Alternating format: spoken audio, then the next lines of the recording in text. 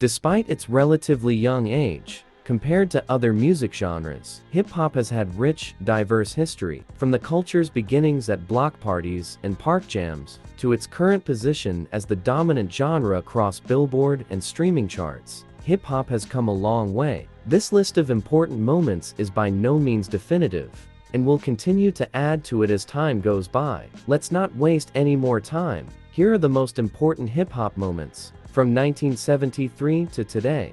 There were a lot of moments, people, and events leading up to the creation of hip-hop, but when DJ Kool Herc and his sister, Cindy Campbell, threw a block party in the recreation room of their apartment building at 1520 Sedgwick Avenue in the Bronx, it would mark the official birthplace of the culture. "This is where it came from," Kool Herc said in an interview with the New York Times about the historic address. "This is it. The culture started here and went around the world. But this is where it came from, not any place else." Using two turntables, Herc was able to isolate the breakbeats of popular records like James Brown's Give It Up or Turn It Loose, and the incredible bongo band's Bongo Rock, creating what he called the merry-go-round technique. This innovation is considered the origin of hip-hop jing. Kool Herc said, "Hip-hop started when my father brought a PA system and didn't know how to hook it up. I was messing around with the music, and I started out by buying a few records to play at my house. When I was doing that, I saw a lot of kids playing outside in the backyard. My sister asked me to give a party one day. Actually,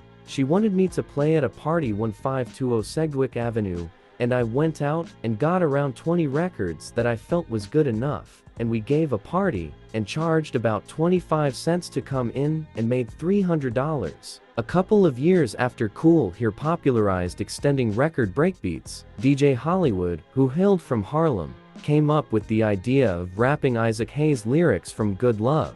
It was the first time anyone who ever rapped entire lyrics over a record. Before Hollywood, DJs would usually shout out refrains like "Rock on," "To the beat y'all," or "You don't stop." This was a game-changing moment for hip-hop, as it now brought the rapping aspect to the forefront of the music.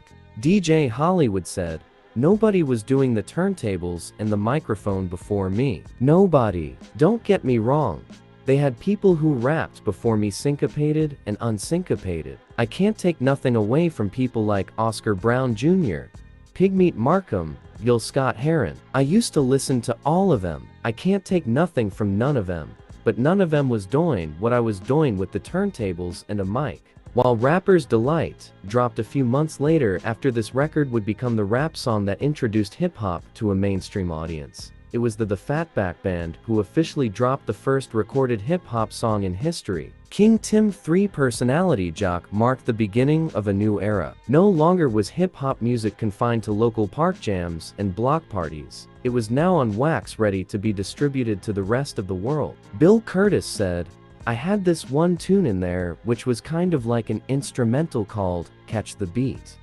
I said, Jerry, let's do a rap." First thing Jerry said, "Can't nobody in the band rap." "What do you mean?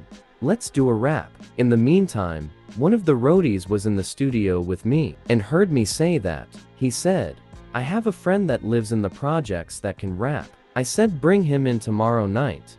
And he brought in Timothy Washington. That's his name. He brought Timothy in and I said, "Go in the studio and start rapping." And he went in there and laid it down in 2 shots. Bang. Then we changed his name to King Tim 3. While King Tim 3 Personality Jock preceded Rapper's Delight by a few months, it was this song that received all the mainstream attention. Using an interpolation of Chic's Good Times and lyrics borrowed from Grandmaster Caz's rhymebook, Rapper's Delight became the first hip-hop single to reach the Billboard Top 40. Master G said, "Chic's Good Times was great to rap to. The tempo was right and the bass line was high." That became the basis of Rapper's Delight. The intro came from Here Comes That Sound Again by a British group named Love Deluxe. So the backing track was laid down by Sugar Hill Signese Positive Force, who played the chic rhythm, which we rapped over. I was unknown, but figured if I rapped about foxy ladies and pretty girls, it would get me more attention. It worked. My line about being the baddest rapper was wishful think.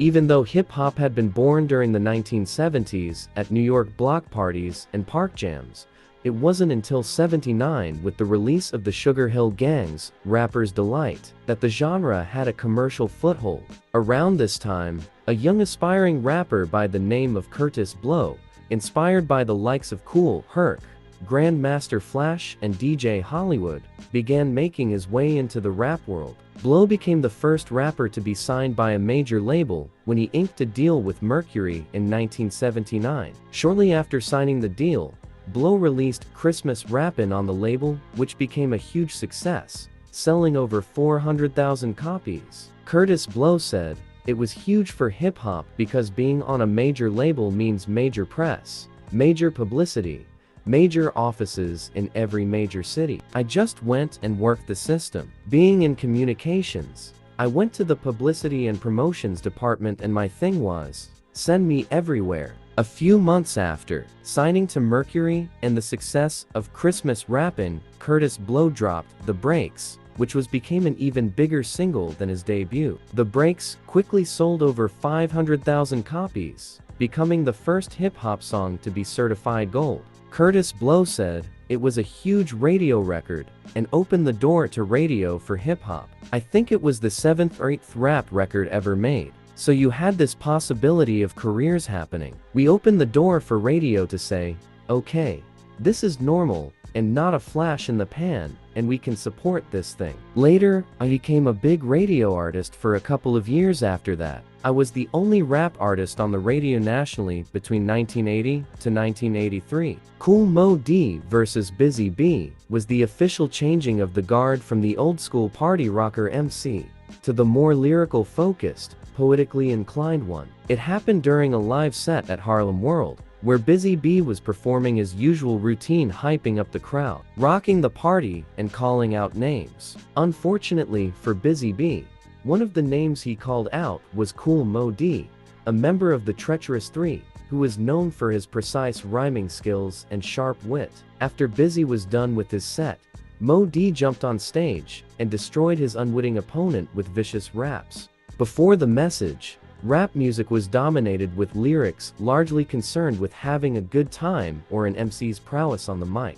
Then Melly Mel came through and rapped about inner city life, broken glass everywhere, and the stress of living in the ghetto. It's like a jungle sometimes, creating the first mainstream rap song with social commentary, featuring a large cast of some of the most popular hip-hop figures at the time, including DJ Africa Bambaataa, Fearless 4, Grand Mixer DST, and the Infinity Rappers, the Rocksteady Crew, and the Fantastic Four. The New York City Rap Tour became the first international hip-hop tour, bringing the culture across the Atlantic to cities like Paris and London. March 18, 1983, written, produced and directed by New York filmmaker Charlie Ahern, Wild Style featured appearances from a large array of hip-hop icons like Fab Five Freddy, the Cold Crush Brothers, Grandmaster Flash, and Busy Bee Starsky. Fab Five Freddy said, "Nas started off Illmatic with the scene from the film. It was perfect. When I was on MTV Raps, he told me how his father took him to see Wild Style when he was 8 or 9, and it had this crazy impact on him. That was special to me. I told him I wanted to work together, and I ended up directing the video for One Love." April 15, 1983. It was a small scene, but when audiences watched members of break dancing group Rocksteady Crew performing moves in Flashdance, it was a pivotal moment for hip-hop culture. The movie was a worldwide box office smash, becoming the third highest grossing film of the year. And thanks to the Rocksteady Crew scene, breakdancing became an overnight global phenomenon. Crazy Leg said, "There wasn't anything about selling out back then. We had no concept of what was going on and what we were getting into. There was no conscious effort by anyone to say, forget these people, I'm gonna go get paid." It was very rare when you came across someone like that. Yes, Flashdance created opportunities for us, but we never had to hear anything about us selling against that. Founded in Rick Rubin's dormitory in Weinstein Hall at New York University, Def Jam would go on to become the hip-hop record label for the next few decades. While It's Yours was technically the first single to feature a Def Jam logo, the Jazzy J single was distributed by Party Time Records, I Need a Beat was the first official Def Jam release, featuring a brash 16-year-old LL Cool J over a sparse Rubin and Jazzy J production. With over 100,000 copies sold, the single established Def Jam and played a role in helping the label sign a distribution deal with Columbia Records. Rick Rubin said, "It was a beat that I programmed at the dorm room on a DX drum machine. I think that was the first one that we ever recorded with LL. He came over with lots of lyrics, just pages and pages of lyrics, though not necessarily arranged into songs. I helped pick some of the lyrics and arrange them into a song." Back then, I would say LL was kind of a nerdy 16-year-old kid. Thank you so much for watching. Please leave a like and subscribe for the next episode. Peace.